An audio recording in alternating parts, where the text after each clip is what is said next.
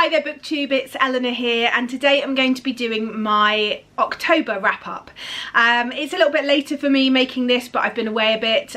We went to Center Parcs. I did quite a lot of reading there. I'll link up above my video of that if you want to go and find out what we did, see Center Parcs Woburn a little bit more and see what I've been reading and reviewing while I was there.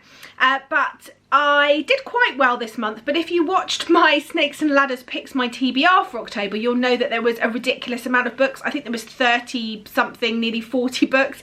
That wasn't going to happen. So I read as many as I could, and in fact I ended up reading 16 books this month, which I'm really pleased with because it's been a pretty hectic month.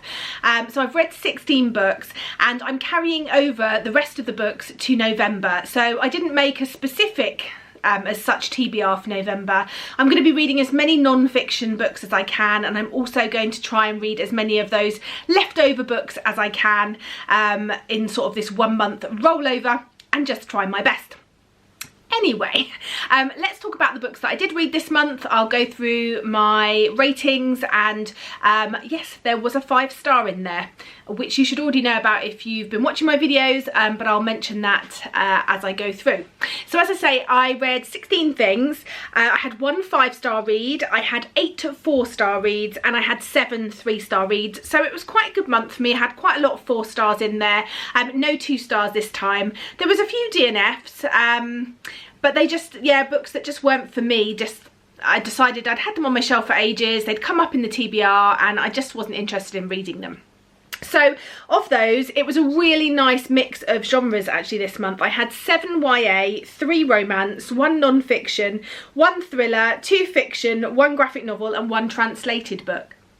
Now, I don't know why I always think that it surprises me, but my 1 non-fiction book was in fact the one that I gave 5 stars. I think, like most people who you hear talk about non-fiction, you can often get quite intimidated by picking it up, but then it turns out that the non-fiction that you read is non-fiction that you know you're going to be interested in, and it ends up being a real hit for you. So I think percentage wise, probably the amount of non-fiction I read and give 5 stars is higher percentage wise to that of fiction. So I should really be reading more non-fiction, and I say that all the time, but hopefully non-fiction November is going to help me push myself and pick up some more 5 stars.